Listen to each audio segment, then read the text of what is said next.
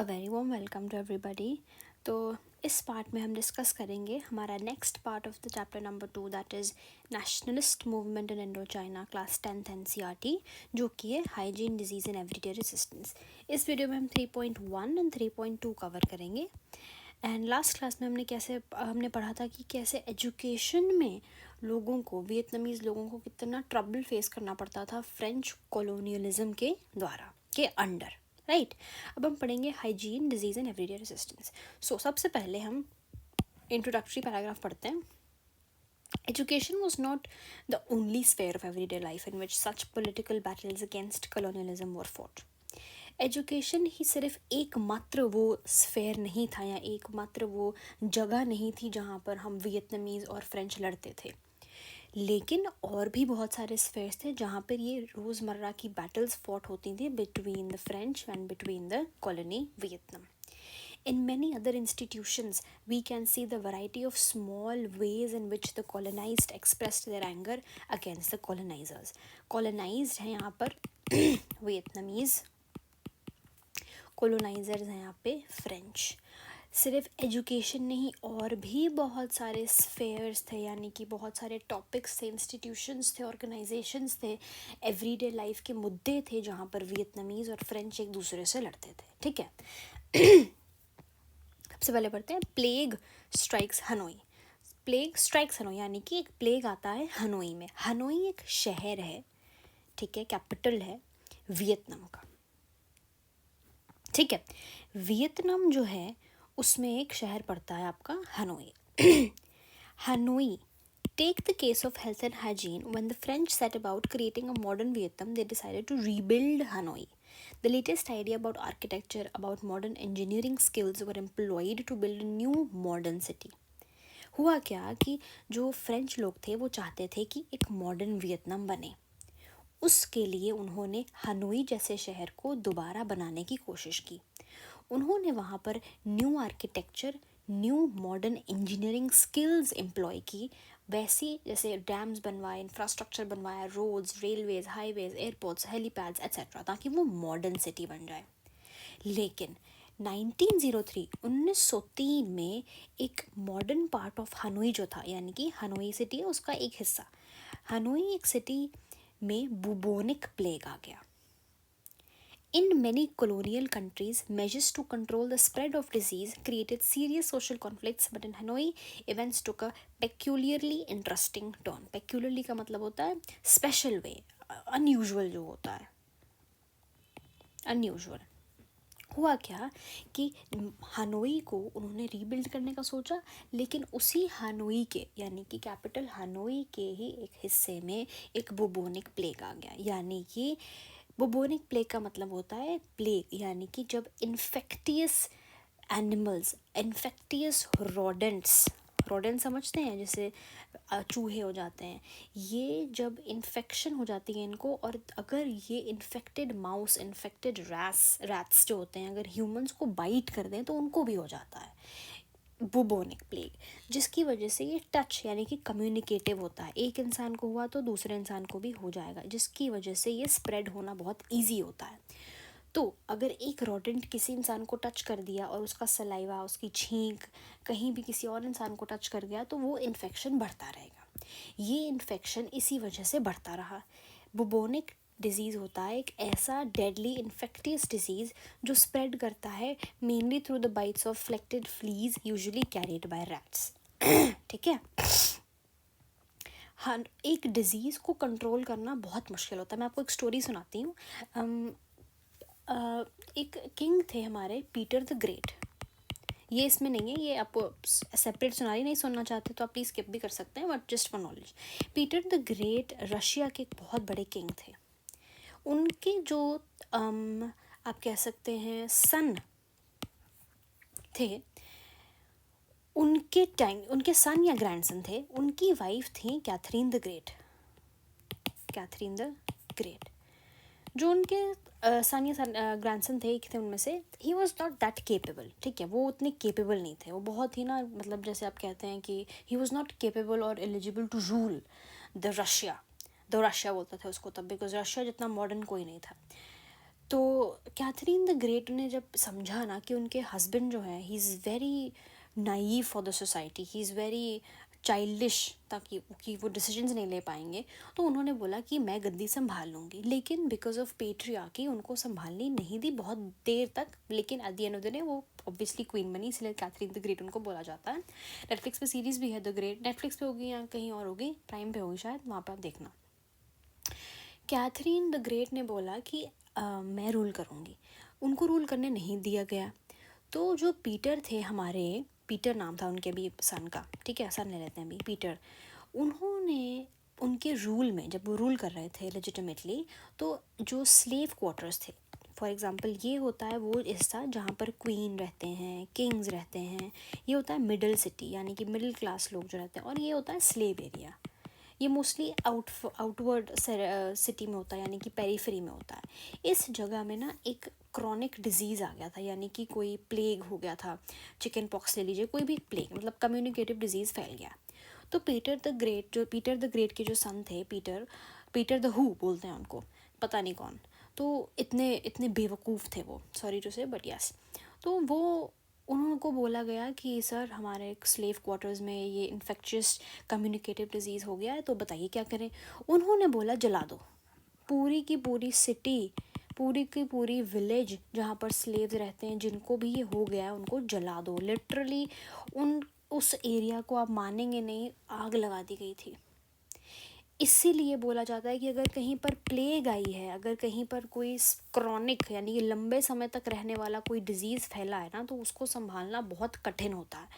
तो कैथरीन ने जब देखा कि ये क्या किया है इन्होंने, व्हाट इज़ दिस, तो शी गॉट वेरी मतलब अपॉल्ड कि ये कैसे हो सकता है, कोई किसी इंसान को कोई ठीक भी हो सकता था, ऐसा भी हो सकता था कि कोई ठीक हो जाए, किसी का हम सोल्यूशन दें। तो कैथरीन ने जाकर पीटर से बात की, उन्होंने बोला कि आपने गलत किया है। पीटर ने बोला क्या गलत किया है। कैथरीन ने बोला कि हम कम से कम कोशिश कर सकते थे कि हम इनको ठीक कर दें, we could have at least tried to bring doctors. And Peter ने जवाब दिया कि इन पर इनका इलाज करना, यानी कि इनकी कोई भी बीमारी का इलाज करना रूल्स के अगेंस्ट है। इतना डिस्क्रिमिनेशन था तब के ज़माने में, अब समझ जाएं। इसीलिए यहाँ पर बहुत सुंदर सी लाइन लिखी है यहाँ पर कि हाँ, इन मैनी कॉलोनियल कंट्रीज़, ये देखो, in many colonial countries measures to control the spread of disease created serious social conflicts. अब ये जो इन्होंने पीटर ने किया, इससे आपको लगता है कि स्लेव बहुत लॉयल हो जाएंगे क्वींस एंड किंग के? नहीं, इसीलिए at the end of the day उनको खैर हटा दिया गया, ठीक है। नाउ तो हनोई में जब ये वाला जो बुबोनिक प्लेग था उसको जब ठीक करने की बारी आई, तो एक अनयूजुअल सा तरीका सामने आया। क्या, वो हम आगे पढ़ते हैं। तो जो फ्रेंच पार्ट ऑफ हनोई था वो ब्यूटीफुल बनाया गया, मॉडर्न बनाया गया, उधर क्लीन बनाने की कोशिश की गई, वहाँ पर एवेन्यूज़ बनाए, वहाँ पर सूअर ना उसको बोलते हैं, जैसे जो सीवेज कंट्रोल के लिए सिस्टम बनाया जाता है वो वाला इंट्रोड्यूस किया गया, ठीक है। वहाँ पर डैम्स बनाए, इंफ्रास्ट्रक्चर बनाया, रोड्स बनाया, रेलवेज़ बनाया, ट्रीज़ प्लांट किए, बहुत सुंदर बनाने की उसको कोशिश की। लेकिन सर्वेंट क्वार्टर में, यानी कि नेटिव क्वार्टर, नेटिव क्या होते हैं, जो वियतनामीज़ लोग रहते हैं, मैंने आपको तो ये बताया था ना, अगर आप ऑस्ट्रेलिया में बना तो आप ऑस्ट्रेलियन नेटिव हैं, इंडियन है तो आप इंडियन के नेटिव हैं, तो वही वियतनामीज़ के जो लोग थे, वियतनाम वाली जगहों पर जहाँ पर वियतनाम के लोग रहते थे, वहाँ पर ये फैसिलिटीज़ प्रोवाइड नहीं की गई। The refuse from the old city drained straight out in the river or during the heavy rain or flood overflowed into the streets. जो ओल्ड सिटी थी, यानी कि जहाँ पर किंग्स एंड क्वींस रहते थे, जहाँ पर ऑब्वियसली आपका फ्रेंच पीपल रहते थे, वहाँ के सारी गंदगी, सीवेज जो भी आता था वो आपके आउटर पेरीफेरी में आता था, जहाँ पर कि स्लेव्स रहते थे। Straight into the river during heavy, अगर बारिश हो रही है, फ्लड आ रहा, तो सारा गंदगी यहाँ पहुँच जाता था, सारा स्ट्रीट्स पे गंदी गंदी चीज़ें जो होती है वो पड़ी रहती थी। Thus, what was installed to create a hygienic environment in the French city became the cause of the plague. और जो उन्होंने ये बनाया बहुत अच्छा सा ना, ट्रीट किया कि हाँ रोड्स बनाएंगे, उससे कनेक्ट करेंगे, उसकी वजह से सीधा की सीधा गंदगी जो थी हनोई की, बहुत सारी जगहों की, स्पेशली फ्रेंच जगहों की, वो फैल गई। अब जब गंदगी फैल गई तो रोडेंट्स तो आएंगे, चूहे तो आएंगे। अब चूहे इतने बढ़ गए कि दूसरे को काटने लग पड़े, कुछ इन्फेक्टियस थे, और सीवेज सिस्टम ओपन होने की वजह से, डेफिकेशन ओपन होने की वजह से वो स्प्रेड हो गया। The large sewers in the modern part of the city, a symbol of modernity, were an ideal protected breeding ground for rats. Obviously, जो large sewers इन्होंने sewers रखे थे जहाँ पर excretion जो आपका collect हो जाता है वो open थे, ठीक है, और उनको सिम्बलाइज क्या करते थे कि ये मॉडर्न है, मॉडर्न हमने मॉडर्नाइज किया है। और सबसे ज़्यादा रोडेंट्स वगैरह वहीं पर पाए जाते थे बिकॉज दैट वाज ओपन, सबसे ज़्यादा रैट्स वहीं थे। और स्यूर्स जो थे वो ग्रेट ट्रांसपोर्ट सिस्टम थे, चूहे कभी यहाँ भागते थे कभी वहाँ भागते थे, allowing the rats to move from around the city without any problem. बिल्कुल सही बात है। And rats began to enter the well cared for homes of the French through the sewage pipes. What was to be done? अब obviously अगर चूहे यहाँ जा रहे हैं तो यहाँ भी तो आएंगे। तो फ्रेंच जहाँ पर रहते थे, जो अच्छे अच्छे कोठियाँ थी, वहाँ पर भी चूहों ने आकर अटैक कर दिया। अब क्या करें? फ्रेंच तो परेशान हो गए, वो तो कहते हमको पता नहीं, सोल्यूशन दीजिए, है ना। रैट्स की बात हो रही। फिर हुआ रैट हंट, यानी कि 1902 में, ताकि जो ये रैट इन्वेजन है, अचानक से जो चूहे बढ़ गए हैं हमारे हनोई सिटी में, उसको बंद करने के लिए, इसको कम करने के लिए एक पॉलिसी अपनाई गई।